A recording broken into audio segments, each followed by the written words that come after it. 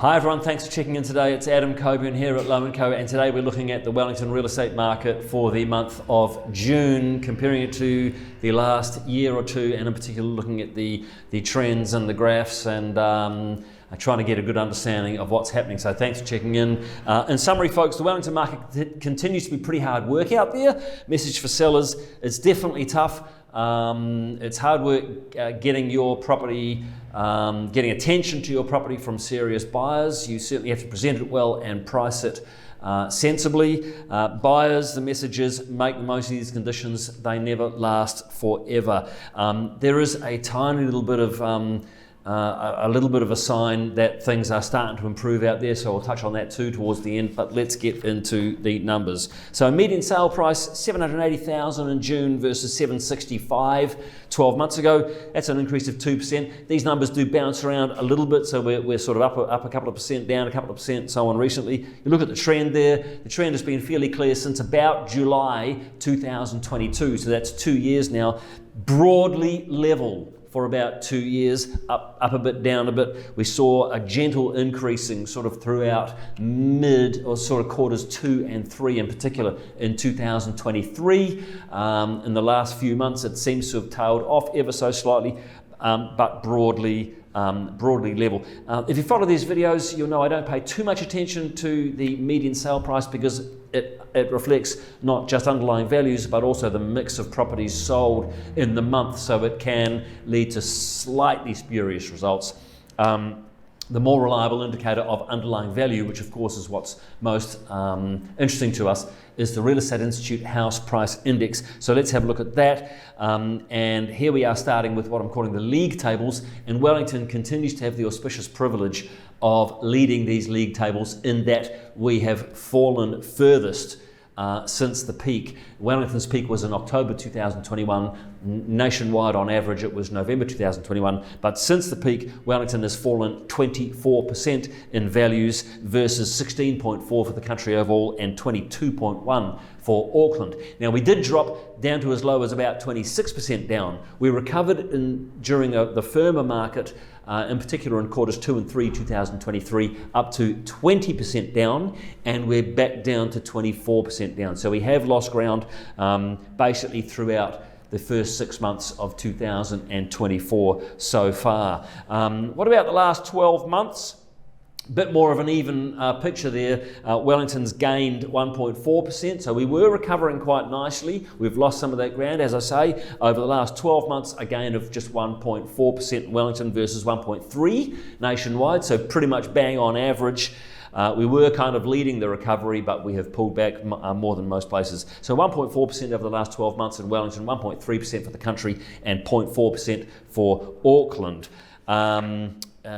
In terms of what about more recently over the last 3 months, and this is really where we are seeing Wellington's softness come back again. So 3.5% down over the last 3 months versus 2.3% down for the country and 2.1% for Auckland. So Wellington values definitely have been pretty weak in recent months, and in fact it's been pretty much throughout 2024 so far, and I think perhaps that is due to it's a combination of the increase in supply that we've seen, extreme increase in supply coming to the market since the election, and also perhaps some pulling back from buyers because of the uncertainty in the public labour market sector. Looking now at the detail around the Wellington region, you can see the graph there. The orange line is the 3-month results and the blue line is the monthly results. So you can see there throughout 2023, particularly mid-2023, we were seeing some quite positive gains there as vendors went on strike. There was very little stock coming to the market, and interest rates had seemed to have roughly peaked. And so that gave buyers confidence. They were stepping in at the same time as vendors were stepping out, and that firmed, producing some price result, some value increases. Since the election, and in particular 2024, we've seen those values start coming back again. So 1.4% for the Wellington region in the last 3 months, 3.5% down. Last 1 month, 1.5% down. There it is, the different territorial authorities. So Wellington City broadly or essentially even with 12 months ago. As I said before, same sort of picture with Lower Hutt City. Upper Hutt and Porirua still have made some decent recovery over the last 12 months, and in particular over the last 3 months, as I indicated before. Wellington City pretty weak, same with Lower Hutt City, pretty weak. The other areas still going backwards, but only just really. And that's what it looks like for Wellington City. As I say, fairly weak. You see the shape of the graph there. It is more erratic, more of a sawtooth, but in the extremes it does tend to go a bit deeper and it does tend to go a bit higher. So during the recovery in 2023, we were seeing in Wellington City a stronger recovery than the region overall, but in the weakness in 2024 so far, we've seen more weakness than in the Wellington region overall, and perhaps that is to do with the heavier concentration of the public sector labour market in the city versus the likes of Porirua and the Hutt Valleys. Who knows? But moving on now. Number of new listings in the month: 532 versus 354. 12 months ago and 529 2 years ago. So that's a big increase compared to June of 2023. As I sort of indicated before, throughout 2023 until the election, vendors were largely on strike. So we were seeing very few new listings come into the market at that time. So compared to then, it was coming off a very low base. Nonetheless, a big increase since 12 months ago, about the same as 2 years ago. But look at the shape of that graph. You can see the long-term trend there, the 6-month moving average, the red line, a massive increase since late 2023. As I say, broadly speaking, around when the election took place, we started seeing an enormous amount of new stock coming to the market as vendors were encouraged. People had been basically putting their plans on hold. You can't put your plans on hold forever. They were encouraged by the positive market in 2023, but they wanted to wait largely until after the election took place. So we saw all the stock come into the market, and that counterintuitively actually creates the weaker market, or is a big part in creating the weaker market. So in hindsight, the best time to list your property, sell your property, would have been last year in the 4 to 6 weeks before the election, which is what everyone, of course, is nervous about. But that's often the case. You want to zig when others are zagging. Be a counterintuitive, be a counter-cyclical human being, behave counter-cyclically. So we've seen a big seasonal fall between May and June, though, as you can see in the blue bar chart. Massive drop between May and June in terms of new listings, and in particular, if we compare new listing volumes with what's normal for June, we are basically spot on, 532 versus what's normal for June at 551. So big pullback in number of new listings from what we saw from February through to May, but still normal levels for June. And there you can see it in another format. We were seeing up to over 100% increase in new listings in May, down to an increase of 50% compared to last June in the month of June. Still a big increase, but really just back down to more long-term normal levels. So overall, folks, we have seen big increases in the number of new listings coming to the market. In June itself, we saw what is a typical level for the month of June. Looking now at number of sales, and this is really quite a different picture compared to the number of new listings coming to market. We have seen, as you can see from the shape of that red line, we have seen sales increasing, but not dramatically increasing the way we've seen that massively steep curve for the number of new listings. So on the supply side of things, we've seen huge increases in the supply. On the sales side, we've seen very modest increases in the number of sales. So, for those of us, for example, myself and my colleagues as real estate agents, we survive on number of sales. So an increasing number of sales, that is good news for us, I guess. But on an individual vendor basis, if you're a vendor and you've got one property on the market, you're interested in that one listing only, not all the listings, not the total number of sales. You're just looking at what's the likelihood of my place selling in a reasonable period of time at a decent price level. And on that case-by-case basis, it's gotten tougher because we've had this big increase in supply and only a gentle increase in number of sales taking place. So it is, on that basis, definitely getting more difficult to sell over the last 6 months or so. And you can see there that whereas the amount of supply coming to the market in June was about average, The number of sales taking place in June at 475 is still well below the June average of 667. And there again, you can see the comparison between this month versus 12 months ago. We were seeing a significant increase in the amount of sales taking place compared to the same month 12 months ago. But in June, that trend reversed again. And so we actually achieved 21% fewer sales in June than in the previous June. So the month of June certainly was hard work for vendors and for us agents selling properties on your behalf. How long is it taking to sell property? So a big increase again this month, folks. 49 days versus 51 a year ago and 52 years ago. So basically the same as a year ago and 2 years ago. But again, look at the shape of that graph. You see, excuse me, you'll see the red line there showing the trend. We were throughout 2022 and early 2023 at quite long durations there, well into the 50 days on average. Coming into sort of 2023, as we hit quarter 2 2023, it dropped significantly there, reflecting the improving quality of the market for sellers as the amount of supply reduced and buyers started stepping forward.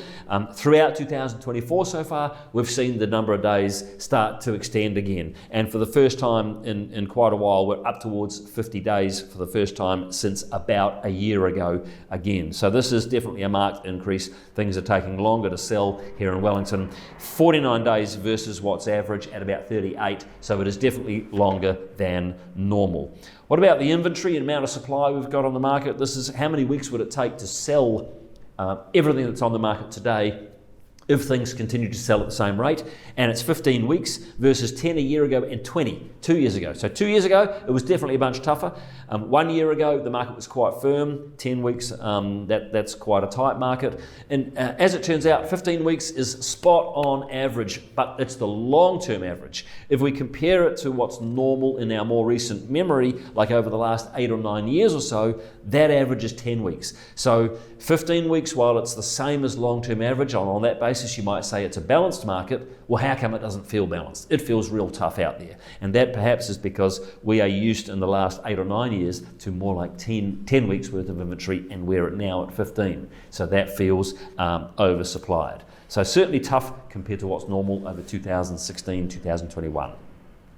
How many trade me listings? 27 in July as of a few days ago when we were recording this, versus 1946 a year ago and 2578 2 years ago. So significantly up on a year ago, slightly up on 2 years ago. And again, as with everything here, the shape of the trend here is the most useful and most interesting thing to consider, in my opinion. You'll see we had big increases, as is typically the case when we come into summer. As we're entering more into winter, we're seeing a reduction in supply levels there.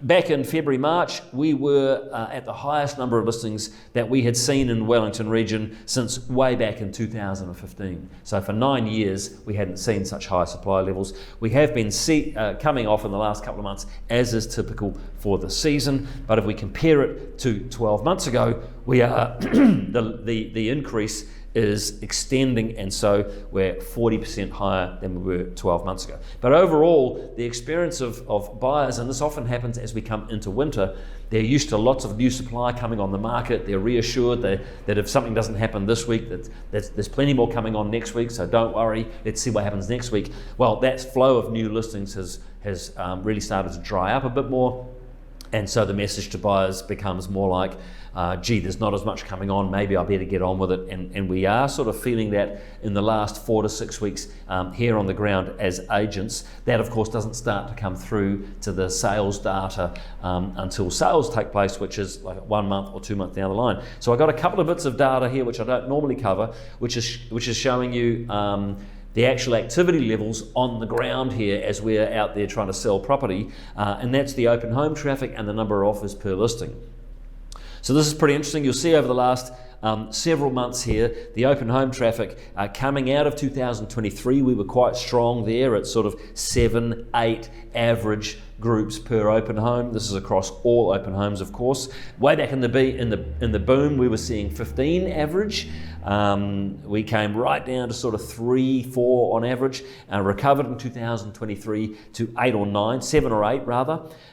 Then throughout as we enter into 2024, it was quite anemic again. So again, reflective of that weaker market. But look at that, we've gone from 3.7 to 5.15 as we head into July. So that's quite a marked increase in the average open home traffic. So that's a positive sign.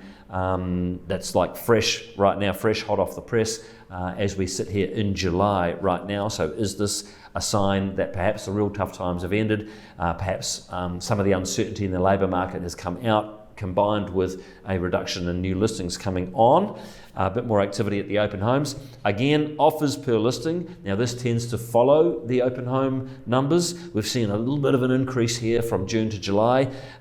We've seen increases before which have turned into not being a trend, so it's a bit too early to say whether this is a trend. But our sense on the ground here at Wellington at least is that the activity levels throughout July and late June have been an improvement compared to the balance of most of 2024 so far. So perhaps this is an indicator that the toughest times are behind us and we're now heading into a bit more positive territory for those of you thinking of selling. So folks, in summary, Wellington values have been soft throughout 2024. Recently, new listing volumes have been increasing. We've seen a lot of new property come to the market in 2024 so far.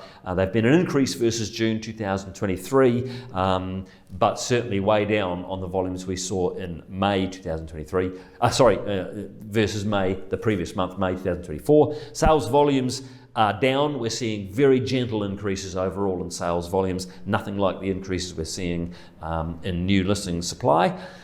Duration to sell is significantly above and back up to well over average levels again. Inventory levels are normal for the very long-term trend, but it feels tough because its inventory levels are high and therefore they feel oversupplied compared to what we're not used to seeing over the last 8 to 10 years. Trade new listings are up versus 12 months ago, but seasonally down as we come into winter, and that's overall good news for sellers. So overall, the message to sellers is the market certainly has been tough so far in 2024, but as I say, there is a glimmer of hope that perhaps the toughest times are behind us, given the open home and the offers per property data that we're seeing here at Wellington. Message to buyers: make the most of these favourable conditions while they last. Big thanks as always to Real Estate Institute and realestate.co.nz for supplying the data. Big thanks to you guys also for checking in. Thanks for that. It's Adam here at Wellington. If you want personal advice, just reach out to me. Happy to help. Otherwise, have a great month. See you next time.